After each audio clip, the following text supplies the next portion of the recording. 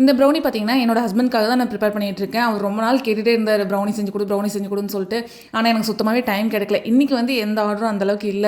அதனால சரி அவருக்கு புடிச்ச மாரி சாக்லேட்லாம் நெறையா போட்டு ப்ரௌனி ஒரு 1/2 கேஜி பண்ணிடலாம்னு சொல்லிட்டு, அதுக்குண்டான ப்ரிப்பரேஷன் வேலைய தான் நான் வந்து பார்த்துட்டு இருந்தேன். பிசினஸ் ஸ்டார்ட் பண்ணதுலேருந்தே நம்மளுக்கு ப்ரௌனி ஆர்டர் அப்படிங்கிறது இன்னுமே வந்து வரலைங்க. இப்போ வரைக்கும் tea cake, cupcake, ice cake, cookies இந்த மாதிரி தான் வந்து பண்ணிட்டு இருக்கேன். இன்னும் ப்ரௌனி ஆர்டர் வந்து எதுவுமே நம்மளுக்கு வந்து வரல.